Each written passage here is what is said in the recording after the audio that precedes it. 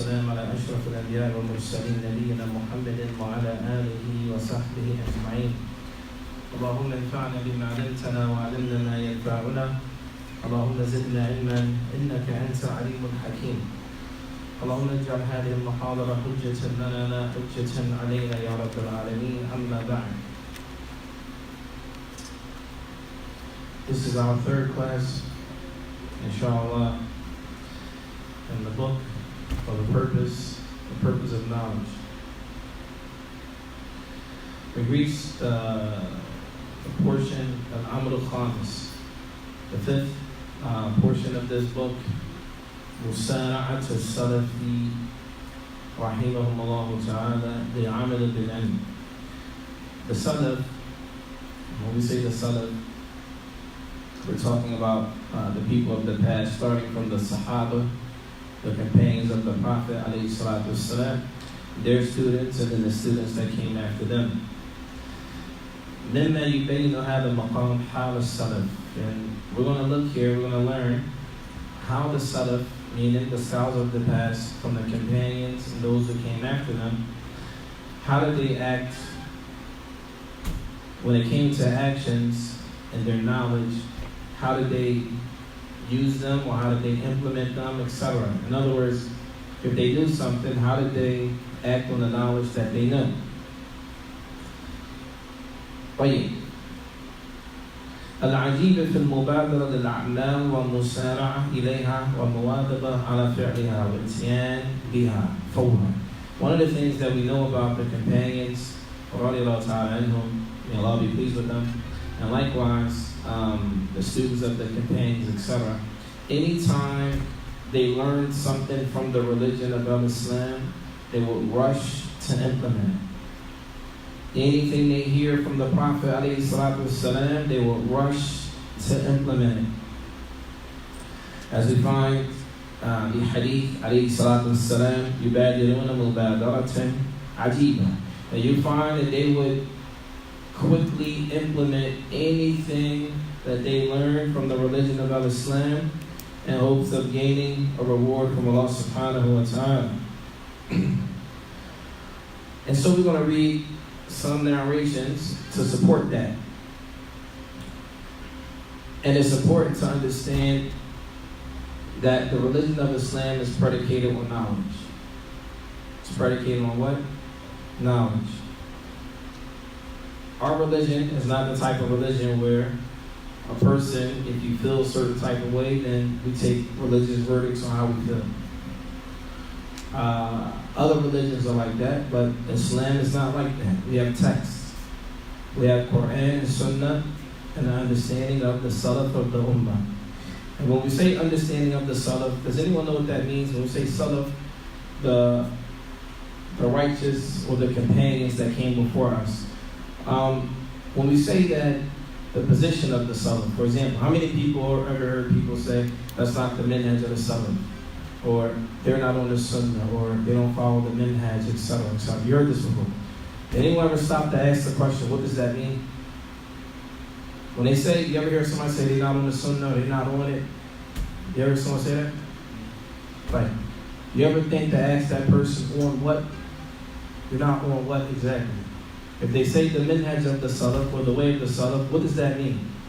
If someone tells you you're not on the way of the Salaf, or you don't follow the way of the Salaf, what does that mean? No one knows what that means. You hear it every day. This message is not on the Sunnah, from what I understand. Allah. What does that mean? What they mean is not whatever opinion they take or whatever. Because it's important to understand. Is everyone, we use these terms, the way of the Salaf, we use them loosely. What does that mean? They're trying to say that you're not on Quran and Sunnah. Excellent. Is that the understanding everyone has? Is that the true understanding? If someone says you're not on it, that means you're not in adherence to the Quran and the Sunnah. Is that the understanding? That might be what they might mean, what they're trying to say, but that's not always the case. That's not always the case. We're not talking about, we're talking about what's understood. What I understand from Not you. What people understand. You don't represent the masses. I don't know what they mean. Right. What about you? I don't know. What about you? You heard this before? You agree with him? All right. So when we say that a person says they follow the Quran and the Sunnah and the way of the Salaf, the way of the righteous companions that came before, what does that mean? What is the way of the Salaf? What does it mean?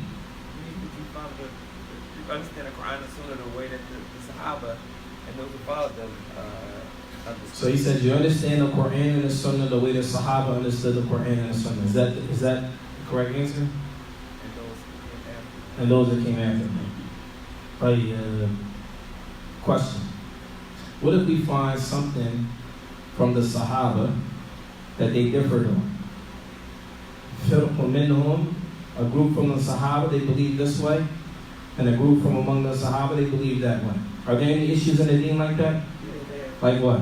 This is an issue he had. Like what? That they might have different. Like what? Like over interpreting some stuff. I think one issue was the about the Isra wa Mi'raj. Ahsant. The Isra wa Mi'raj. Does any of you guys, do you know what the Isra wa Mi'raj is? Do you know what that is? Huh? The Isra wa Mi'raj is when the Prophet ﷺ, he left Masjid al-Haram and went to Masjid al-Aqsa in one night. You understand? Surah Isra. Surah Isra. You find this story in there. However, what did the Sahaba differ on?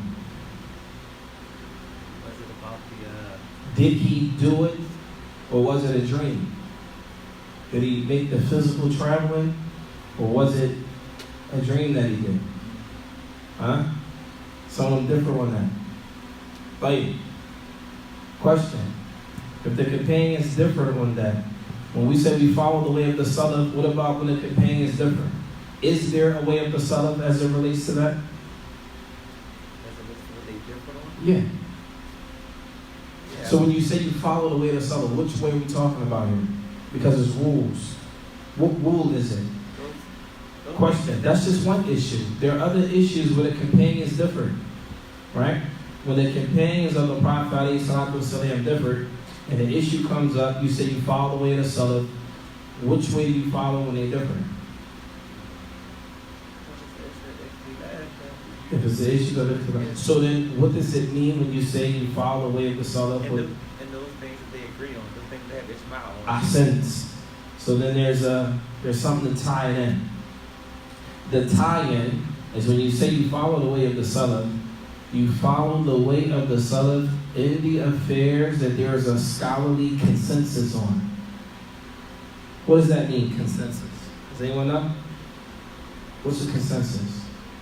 Meaning, the Sahaba agreed on it and none of them disagreed with that. This is what it means when you say you follow the way of the Salaf. Anyone that comes with any other meaning outside of that, and some of the Mashaykh will say, hey hat, bring your evidence. Bring what you have to oppose this. Islam is easy. It's not complex, it's not complicated, where a person with aql salim la yafham. A person has a clean intellect, you understand, it's simple. Quran, what about the Quran? What about the ayats that are different? The companions differ on the interpretation. What do we understand from those verses? Huh? Whatever the companions agreed upon to understand of these verses, and that's what they mean by Quran, Sunnah, and Ijma. That's very important to understand, Ikhwan. Again, if you say you follow the Quran, the Sunnah, and Ijma, or the way of the Salaf, this means that you follow the Quran in those issues that the Sahaba did not differ on its interpretation. Because there are ayats in the Quran where the Sahaba differ on its interpretation. Likewise with ahadith. Likewise with the understanding of the Sahaba. In other words, these are affairs that are consensus. The scholars have a consensus on them. Is that clear? Like, that was a side note, even though that has nothing to do with what we're talking about now. I just felt that it was important to discuss that. Like, so we find here in a Sahihain. What is the Sahihain? Does anyone know? Bukhari and Muslim. Sahih al-Bukhari and Sahih Muslim. ومن ذلك من جاء في الصحيحين وغيرهما من حديث علي. So here again, we're going to learn how the Salaf, meaning the Sahaba, how they were quick to implement aspects of the deen, anything that they learned. So the first story we mentioned here is Hadith Ali radiallahu ta'ala an fi qissat Fatima. Who was Fatima to Ali? Does anyone know? Who was Ali? Ahsant. Ali ibn Abi Talib was the cousin of the Prophet alayhi salatu wasalam. But who was Fatima? Whose wife? She was Ali's wife. Who else was she? The daughter of the Prophet alayhi salatu wasalam. So listen to the story here. عندما جاءت النبي صلى الله عليه وسلم. So she came to her father. Who was her father? The Prophet alayhi salatu wasalam. She came to her father, تطلب خادما. She came to her father looking to see if she can get a servant to help her with her daily chores as a wife. She went to her father, like, listen out, to the Prophet ﷺ, saying that she needed a khadiman, she needed a servant, someone to help her with her affairs as a wife. فقال لها عليه الصلاة والسلام. So the Prophet ﷺ, he said to his daughter, أولا أدلك على ما هو خير لك من خادم. He said, shall I not lead you to something and show you something that is better than having a servant? إذا أويت إلى فراشي تسبحين الله ثلاثا وثلاثين. He said to her, when you get ready to go to bed at night, pay attention to this. He said to his daughter, when you get ready to go to bed at night, تسبحين الله ثلاثا ثلاثين. That you say Subhanallah ثلاثة ثلاثين 33 times. And then say وَتَحْمِدِينَهُ ثَلَاثًا وَثَلَاثِينَ. And say Alhamdulillah 33 times. وَتُكَبِّرِينَهُ ثَلَاثًا وَثَلَاثِينَ. And say Allahu Akbar ثلاثة ثلاثين, meaning 33 times. قال علي. So when Ali radiallahu ta'ala anhu, when he heard this from the Prophet alayhi salatu wasalam, this is what he said. فما تركتها منذ سمعتها من رسول الله صلى الله عليه وسلم. He said, I never left that off from the first time I heard it. The first time he heard this, he never left it off again. فاختار أحد الحاضرين ليلة عصيبة قد يذهل في مثلها الإنسان. So now they're mentioning an instance that was rough, something hard happened to Ali ibn Abi Talib, a very difficult time. And he says, وَلَا لَيْلَةَ السِّفِّينَ. He said, even during the night of Siffin. Siffin was a battle that the Sahaba, they were fighting in. It was a very bad battle that happened between the Sahaba. When this happened, he said to Ali, even during the night of Siffin, meaning this was the name of that battle, he said, وَلَا لَيْلَةَ السِّفِّينَ. And not even in that night that I'll leave it off. One Dawood ibn Abi Hindin عن نعمان ibn Salam عن عمرو ibn Aus. قال. Now pay attention to this. I mentioned 3 names. عن Dawood ibn Abi Hind. That's 1. عن نعمان ibn Salam. That's 2. And Amr ibn Aus, that's 3. We mentioned 3 people, right? قال, he said, حدثني أنبسة. So Amr ibn Aus, he said, a person named Anbasatu ibn Abi Sufyan, he said, حدثني, meaning Anbasatu, this person's name was Anbasatu, he talked to me while he was sick. So Amr ibn Aus is saying that Anbasa ibn Abi Sufyan, these are their names. He said this person, when he was sick, في مرضه الذي مات فيه, when he was in his sickness that he eventually died from, he said, بحديث يتسار إليه قال سمعت. Then he started mentioning a hadith that he knew. He said, I heard Habiba taqul. He said, I heard Habiba. Now listen, these people, they're on the verge of death. And they're still talking about a hadith of the Prophet ﷺ. Pay attention to that. This is one benefit. A person is on the brink of death And they're thinking about narrations of the Messenger of Allah sallallahu alayhi wa sallam. So he said, قال سمعت حبيبة تقول. He said, I heard Habiba say, سمعت رسول الله صلى الله عليه وسلم يقول.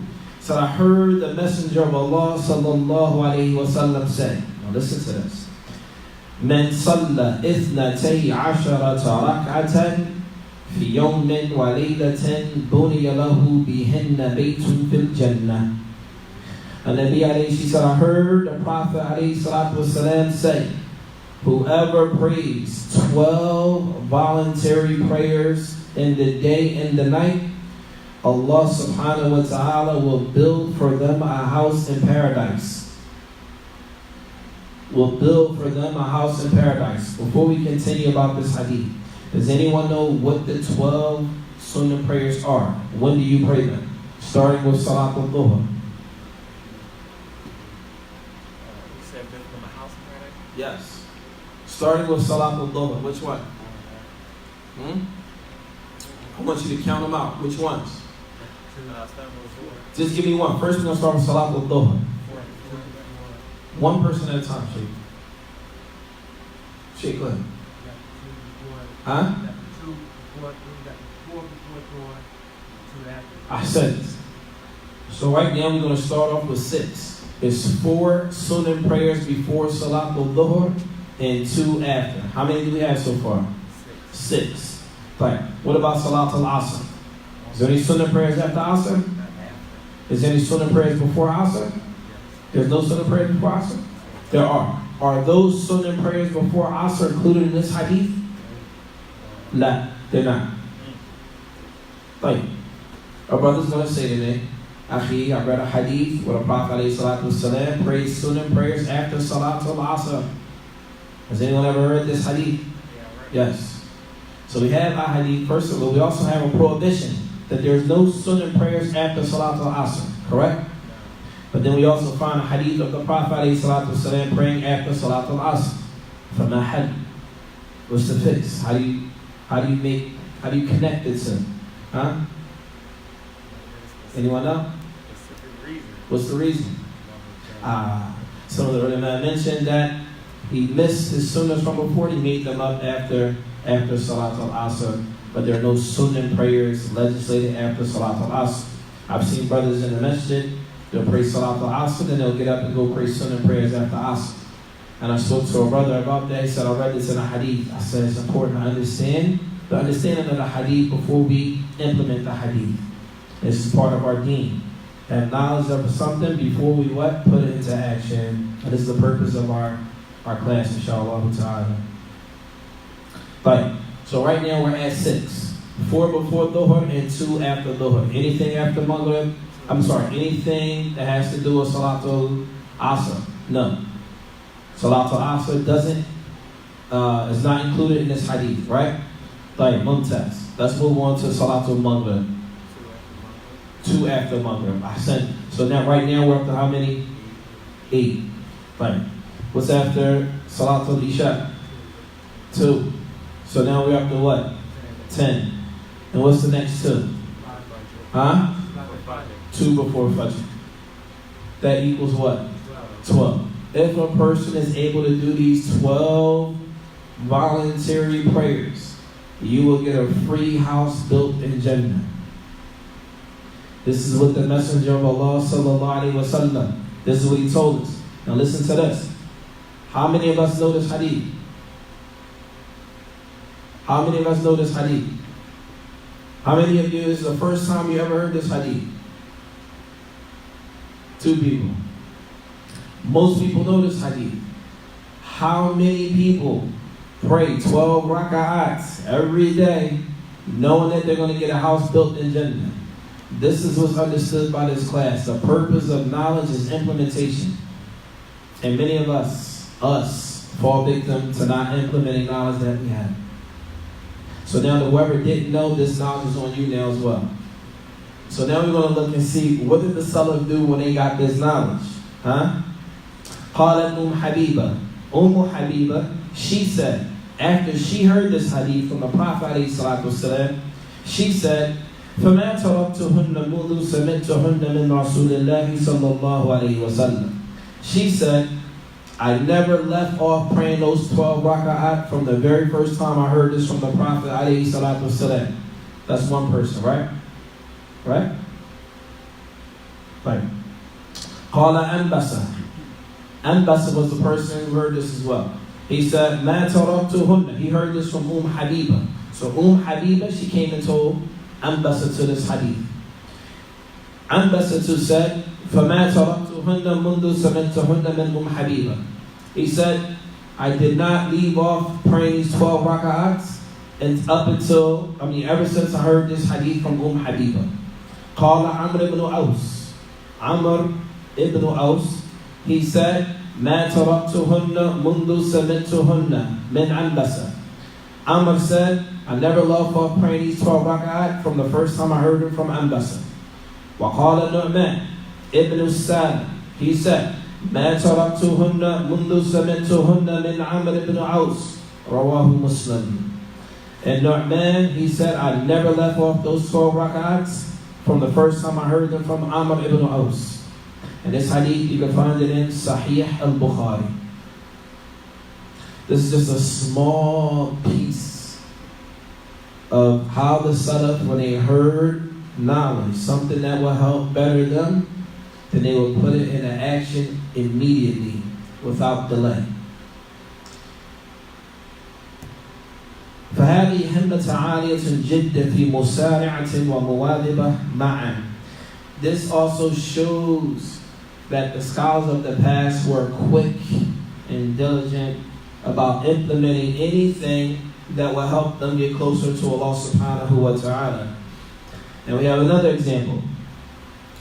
وجاء في صحيح البخاري من حديث أبي هريرة رضي الله تعالى عنه قال. We have a hadith of Abu Hurairah رضي الله تعالى عنه. And you can find this hadith in Sahih al-Bukhari. In Sahih al-Bukhari. من حديث أبي هريرة رضي الله تعالى عنه قال. رضي الله تعالى عنه قال. أوصاني خليلي. He said, my close friend advised me بثلاثة, with three things. لا أدعوهن حتى أموت. The Prophet, he said, the Prophet alayhi salatu wasalam advised me with three things to never leave them off until I die. He said, صوم ثلاثة أيام من كل شهر والصلاة الضحى والنوم على وتر. He said, I should fast 3 days in every month. Now some people say, well, what are these 3 days? Some of them say it's the white days. Does anyone know what the white days are? Have you ever heard of the white days? You don't know? I heard that. I don't know what it is. Huh? How many Muslims heard people say you fast the white days? But what are the white days? Does anyone know? Somebody said something. What are the white days? What are the 3 white days? Yeah. 13, 14, and 15. Why are they called white days? That's the question.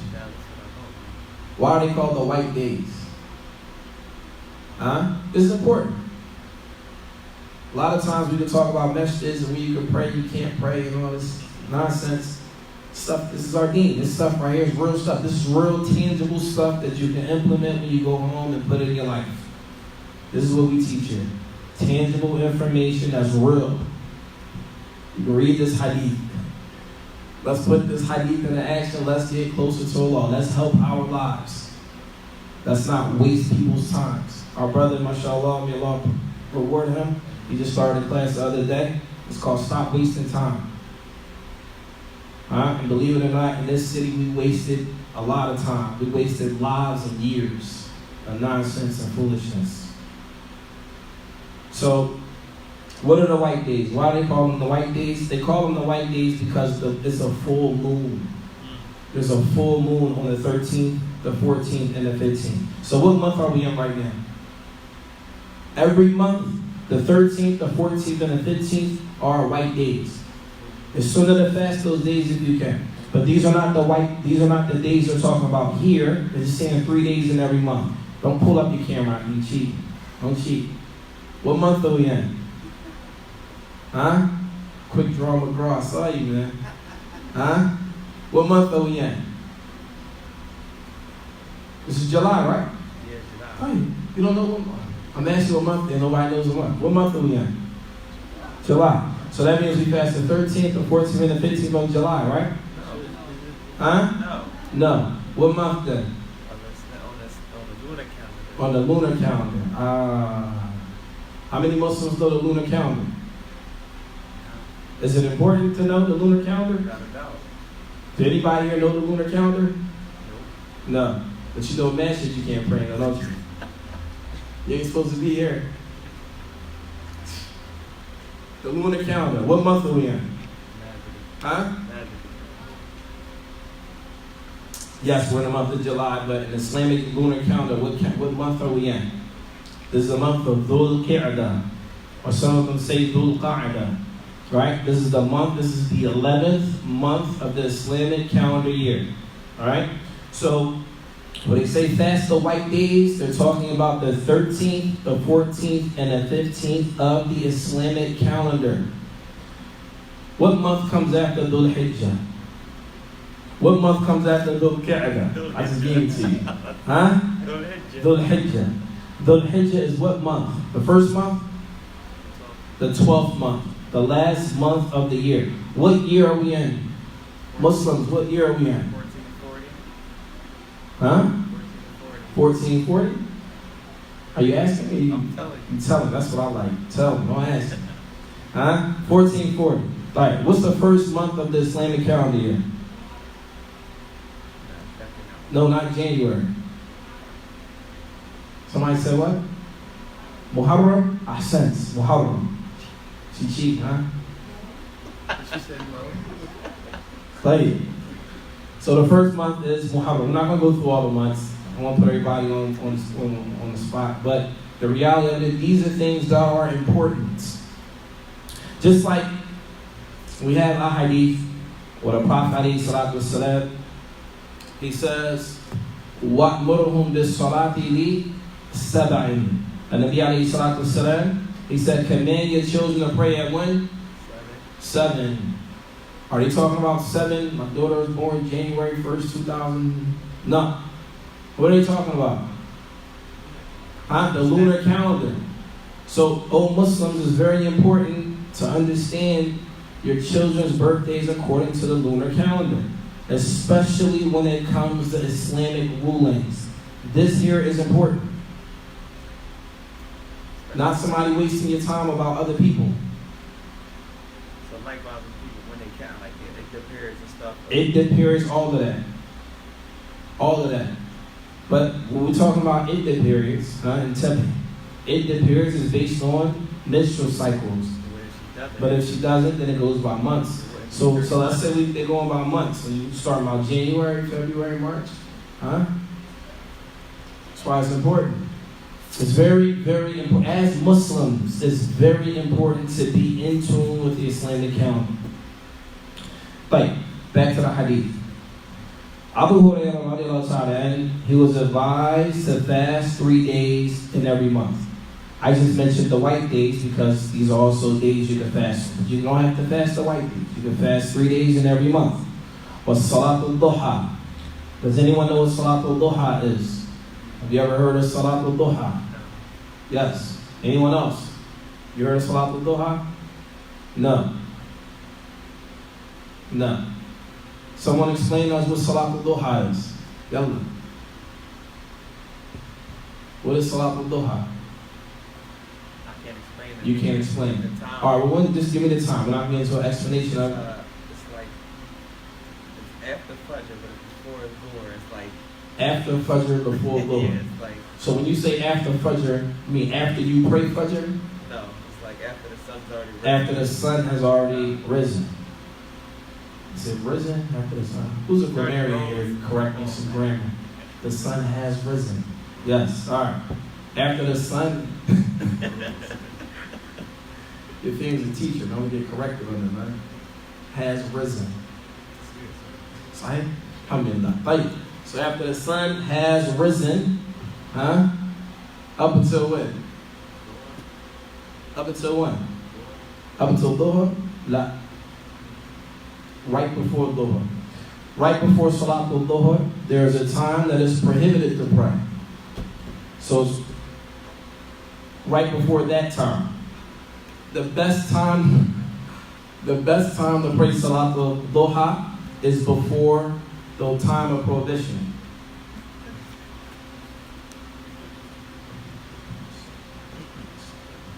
Ahsant. When we say before Dhuhr, this means before the adhan of Salatul Dhuhr. Once the adhan of Salatul Dhuhr is in, that means it's time for the Salatul Dhuhr. We mean Salatul Dhuhr is the time after the sun has already risen up until before the adhan of Salatul Dhuhr. But it has to be a nice amount of time before Salatul Dhuhr. So inshallah ta'ala, we go through Zad al-Mustaqni again from the beginning. We'll go through Tahara, Salat, and all of that, and we'll cover that in detail, bi'idhnillahi ta'ala. Or, if anybody wants to review that, we did this about a few years ago, from when we first started Zad al-Mustaqni. We covered this in detail about the adhan and Salat al-Duha and all of that, inshallah ta'ala. If you can go back and review it, it's available online. The next one, وَالنَّوْمْ عَلَى وِتْرٍ. And he told Abu Hurairah, do not go to sleep unless you pray Salatul Witr. What is Salatul Witr? Does anyone know what Salatul Witr is? Have you ever heard of it? No. You ever heard of it? You heard of it? You heard of Salatul Witr? You heard of Salatul Witr? What is it? Huh? One rak'ah, a minimum of one rak'ah after Isha. So witr, it means an odd number, right? So, praying Salatul Witr, or, no, praying Salatul Witr, he told Abu Hurairah to pray it after Salatul Isha. Yani, or, don't go to sleep unless you pray Salatul Witr. So some pray Salatul Witr right after Salatul Isha, so that you don't fall asleep. In essence, if you're able to get up in the middle of the night and pray Witr prayer and then go back to sleep, then this is better. Imam Ahmed, rahimahullah ta'ala, he would not take the narration of a person who did not pray Salatul Witr. This is the way the Salaf were. They did not take the narrations of the one that did not pray Salatul Witr. Not who prayed at this masjid, prayed at that masjid, and wasted your time. It's not Islam. Well, is that clear, Kwan? Like, you can find this hadith likewise in Sahih Muslim. And another narration, من حديث أبي درداء رضي الله تعالى عنه قال أوصاني حبيبي بثلاث لا أدعهن ما عشت وذكر هذه ثلاث. The same narration or the same thing was mentioned to Abi Darda.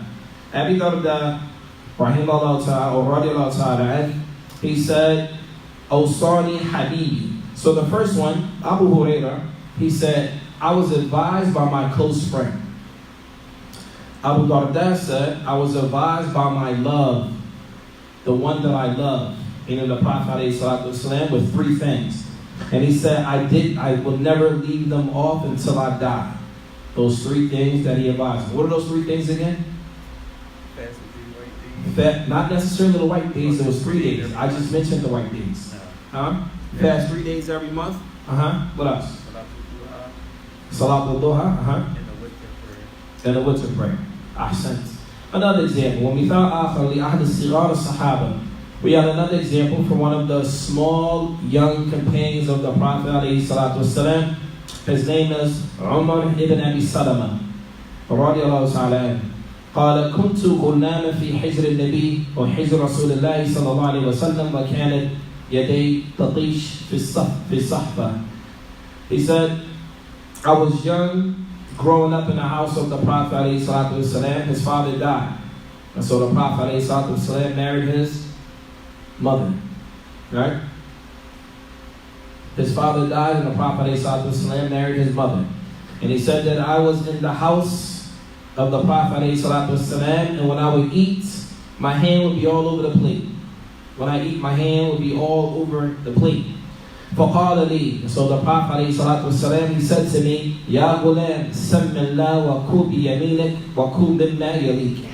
And this is one of the very first hadith. This is one of the very first hadith that we learned at Qura in the Arabic program. This is one of the very first hadith that they made us memorize when we first went to school in the Arabic program. And it says, Ya Gulam. It said, oh boy. He said, oh boy, Samillah. Mention the name of Allah, wa kul bi yaminik, and eat with your right hand, wa kul mimma yalik, and eat that which is in front of you. This is what he advised the boy. His name was Umar ibn Abi Salama.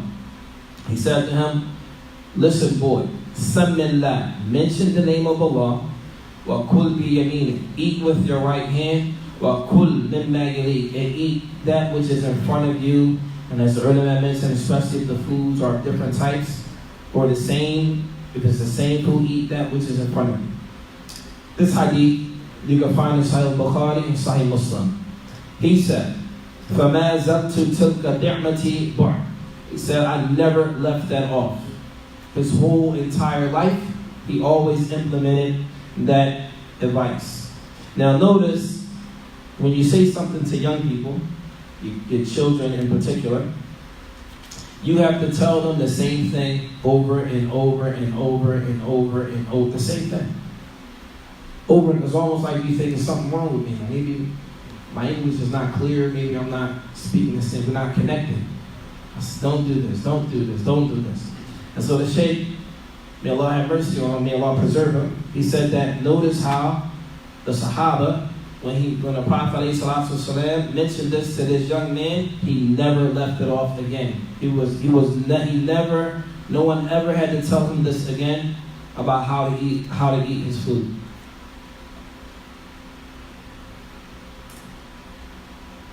Right. Now we're going to mention some of the narrations of the Salaf, meaning out after the companions of the Prophet ﷺ. If we look at the seerah, or the history of the Salaf as-Salih, a Salaf as-Salih are the people who came after the companions of the Prophet ﷺ. We also have many narrations of them doing similar things. As we find a statement of Sufyan al-Thawri rahimahullah ta'ala, he said, مَا بَلَغَنِي حَدِيثٌ عَنْ رَسُولِ اللَّهِ صَلَّى اللَّهُ عَلَيْهِ وَسَلَّمْ إِلَّا عَمِلْتُ بِهِ. He said, there has not been a hadith of the Prophet ﷺ that came to me except that I acted upon it. Any hadith that these are ulama, these are scholars of hadith. Any hadith that came to me, I acted upon it. قال عمرو بن قيس الملائي رحمه الله إذا بلغك حديث عن رسول الله صلى الله عليه وسلم فاعمل به ولو مرة تكون من أهله. He said, if a hadith of the Prophet ﷺ, if it came to you, act on it, even if it's one time, so that you can be from the people who acted on that hadith. It says, and they have a clarification here. If the Prophet ﷺ told us something that is wajib, for example, how to pray 5 times a day, etc., then this is not included. And if you get one hadith, act on it, walau marra, even if it's one time. Rather, this is talking about a hadith that are of ragha'ib. I need something that is sunnah. Something that you can do it if you want to, or leave it off if you want to leave it off. But just to act on any hadith of the Prophet ﷺ, even if it's a sunnah, if you do it just one time, be from the people who practice that particular hadith. Naqla ibn Qayyim rahimahullah ta'ala an shaykhihi. Ibn Qayyim, rahimahullah, he has a narration from his shaykh, who was Shaykh al-Islam ibn Taymiyyah. It says, لما ذكر حديث أبي أمامة عن النبي صلى الله عليه وسلم أنه قال. So here's a hadith of the Prophet عليه الصلاة والسلام where he said, pay attention to this. من قرأ آية الكرسي. How many people here know what آية الكرسي is? How many people do not know what Ayatul Kursi is? Raise your hand. It's okay. So we have people here who are not aware of Ayatul Kursi. That's no problem. What number is Ayatul Kursi? 255.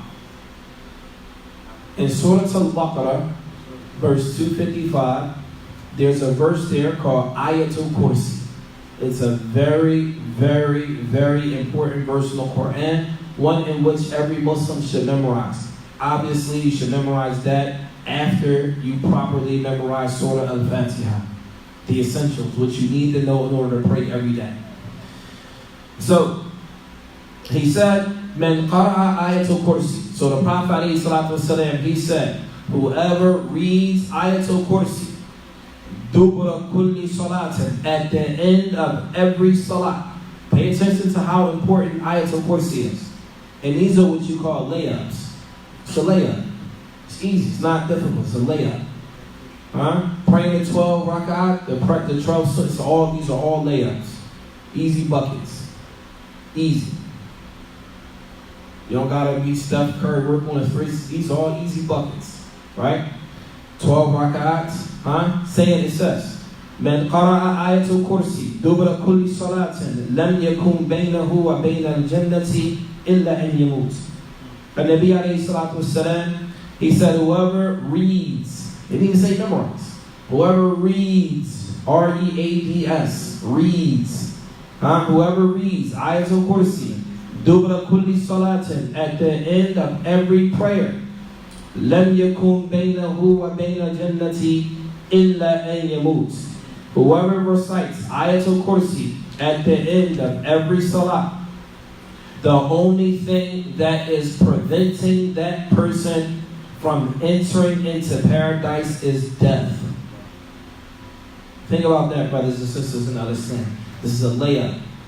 It's easy. قال ابن القيم رحمه الله تعالى, he said, بلغني عن شيخ الإسلام ابن تيمية أنه قال ما تركتها عقيب كل صلاة. Shaykh al-Islam ibn Taymiyyah, he said, I never left this off at the end of every salah. طيب.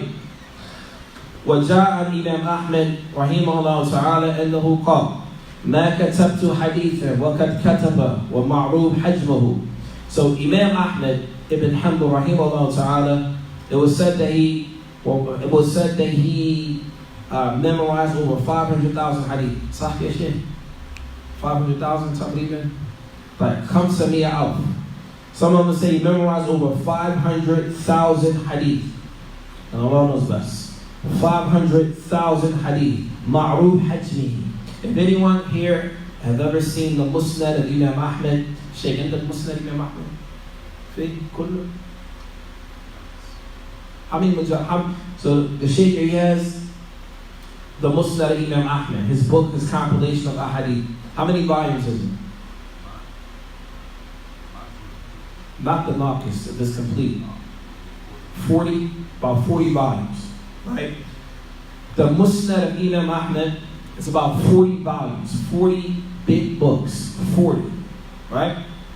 Over 500,000 hadith.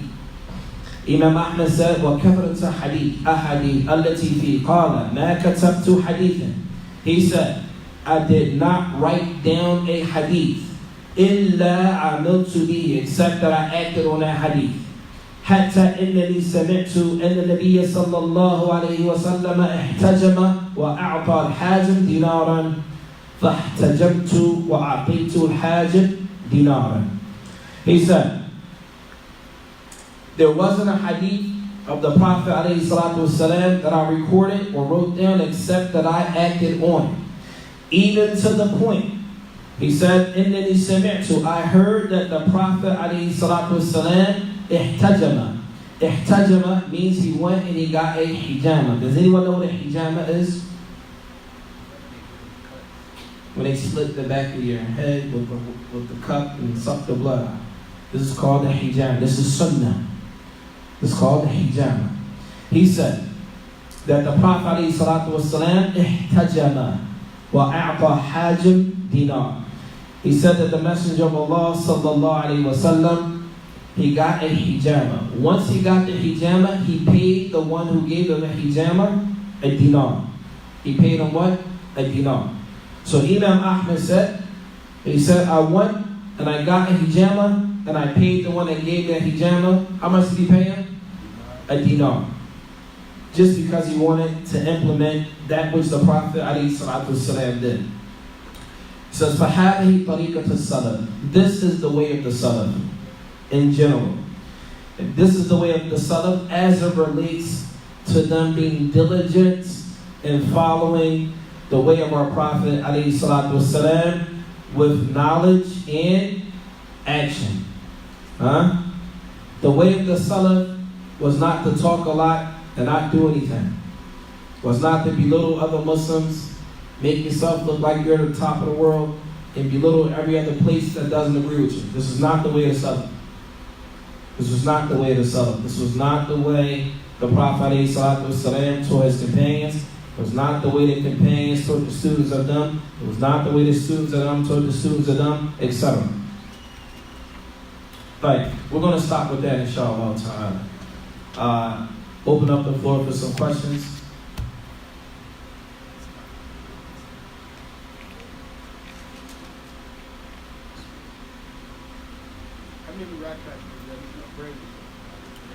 How many rakats are what? Right. So you might have read. There's also a hadith that mentions 10 rakats is supererogatory, 2 before, 2 after, right? But in order to get the house built, you're talking about for the house to get built, which is period. Oh, Salatul Duha. Ahsan. Salatul Duha is 2 rakats before the adhan of Dhuhr. بكثير يعني. Let's say, for example, Salatul Dhuhr is at 12 o'clock. Salatul Duha, you might sunnah to pray maybe 11:30. The adhan for Dhuhr might be 12, for example. Ala sabil mithal is an example. As for the house being built in Jannah, this is another layup. It's easy. If Allah makes it easy for you. Any of us right here can say, you know what? Oh, this sounds easy. I can do all of this. Right? But none of us will be able to do it unless Allah subhanahu wa ta'ala gives us tawfiq. You won't be able to do it. Even though it sounds easy, it sounds, I say easy bucket, that's easy. But you won't, none of us will be able to do it unless Allah subhanahu wa ta'ala gives us tawfiq. Unless Allah subhanahu wa ta'ala gives us tawfiq. That tawfiq, brothers and sisters in Islam, is a serious thing. If Allah subhanahu wa ta'ala, if Allah gives us tawfiq, it will be easy for us to implement that.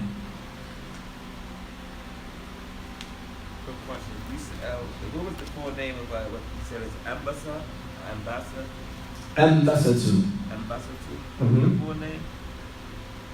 Somebody else just said that. Right. So the names of the men in the hadith, the first one was Dawood ibn Abi Hind, An Nu'man ibn Salam, An Amr ibn Aus, Qala حدثني أنبسة ibn Abi Sufyan في مرضه قال, he said, سمعت, while he's dying, he said, سمعت حبيبة تقول, I heard Habiba say, and then he mentioned the hadith of the Prophet alayhi salatu wasalam. Now, any other questions? Now, publish it.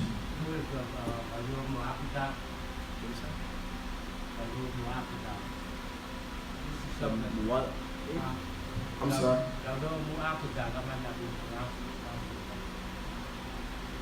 It's part of the sunnah where Prophet Muhammad, something that Prophet Muhammad Islam did all the time.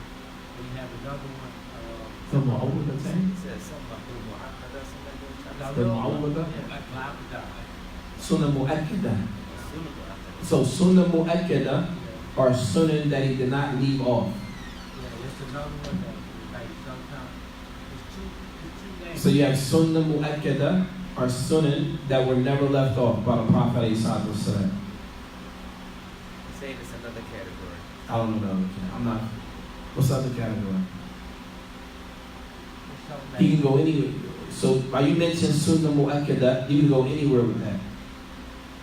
Depends on where you're thinking and where you want to go, and you can go there. I mentioned that because the two rakats, Prophet Muhammad, since he's talking about the prayer, something that's like, since you talking about the salah, this is 2 rakats that the Prophet did before. Or Prophet Muhammad said, offer you 2 rakats in the masjid. Do not sit down, just offer you 2 rakats in the masjid. This is something that is mandatory to do. Sure.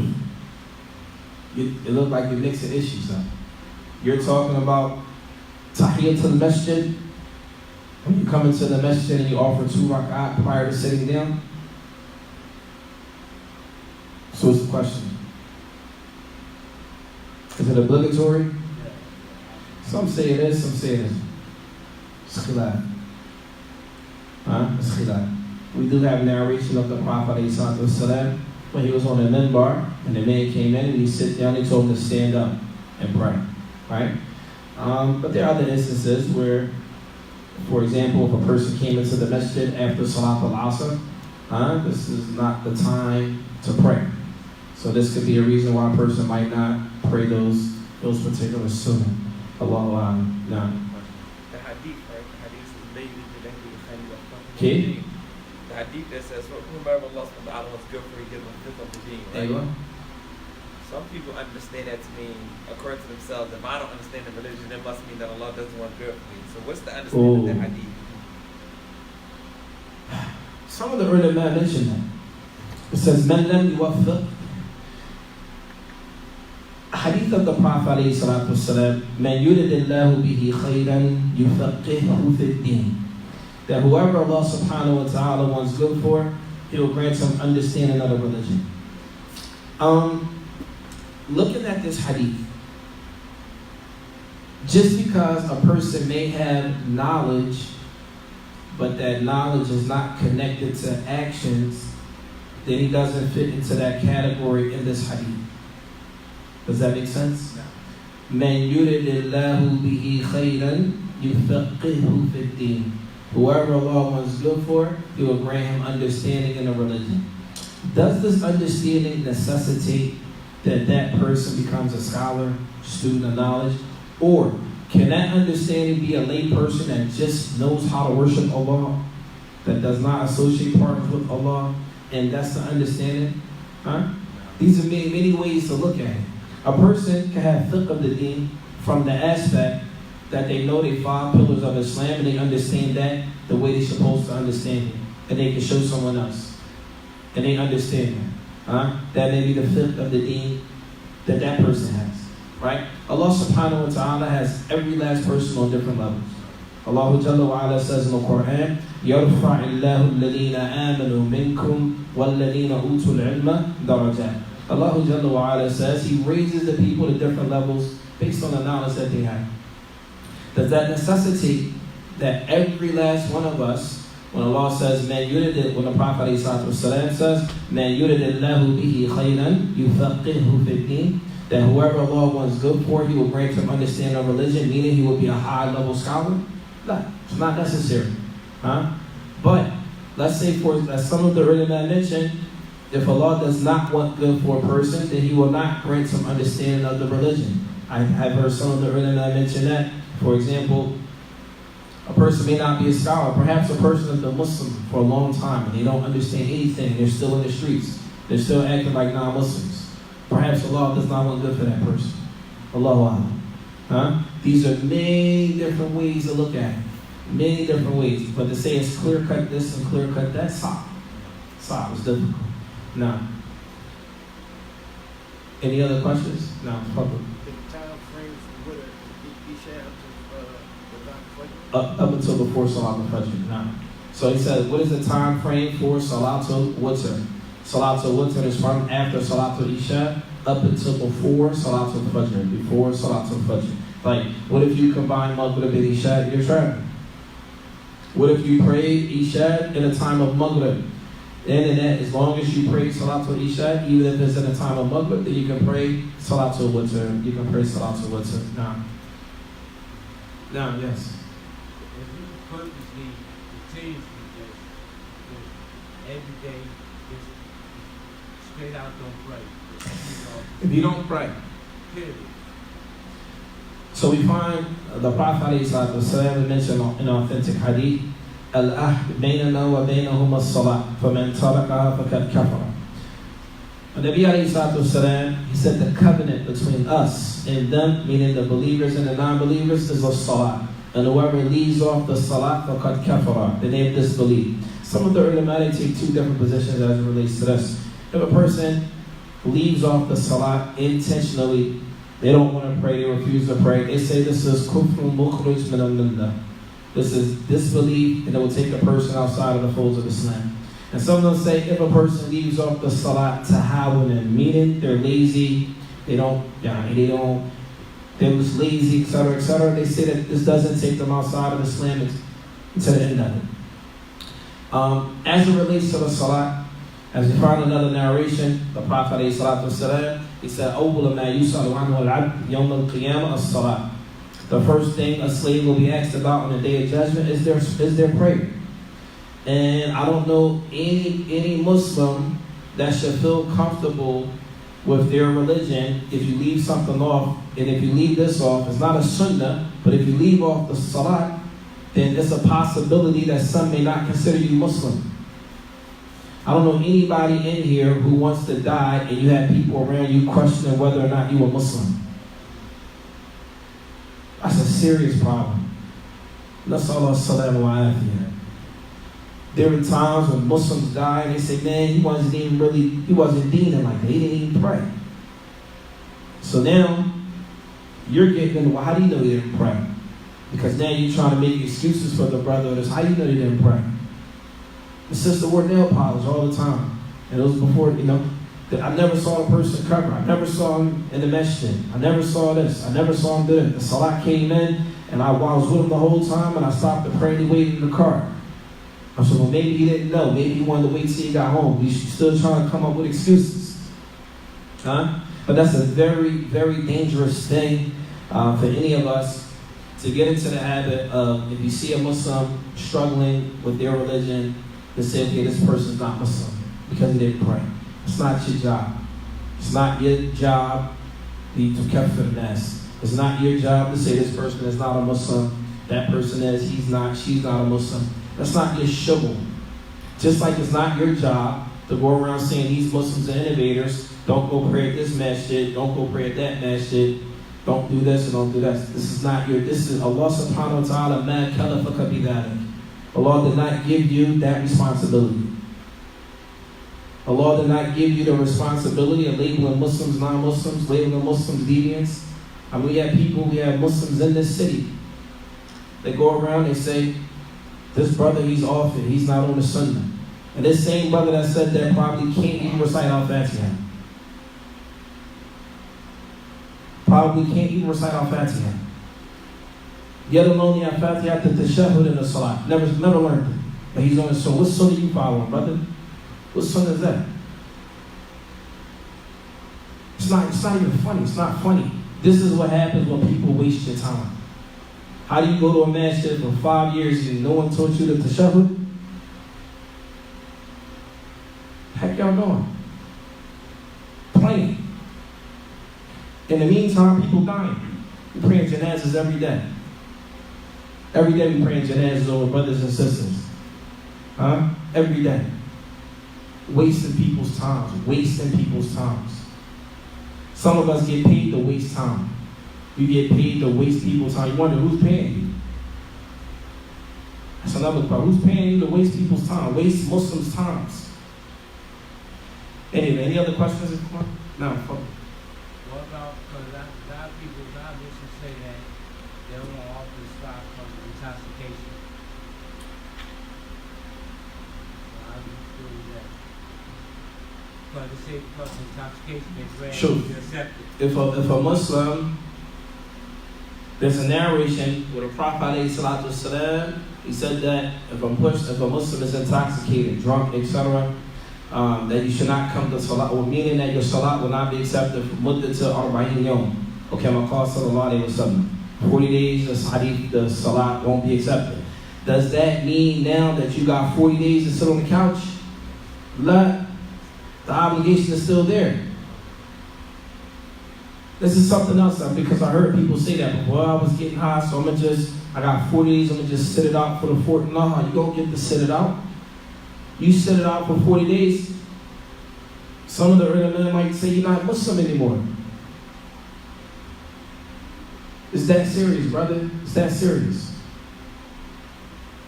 If Allah subhanahu wa ta'ala, if you've been tested, you've been tested with alcoholism, any other type of intoxicants, don't look to the fact that that your salat won't be accepted for 40 days. Look to the fact that, well, I'm going to make my salat anyway and make tawbah and ask Allah 5 times a day for 40 days and longer that Allah accepts my repentance. That's how it needs to be looked at. You don't look at it like, well, since I'm down 40, I can just chill. But I'm going to drink some more. And I wonder if I drank multiple times in the same day, do I add more to the fourth night? Nah, who thinks like that?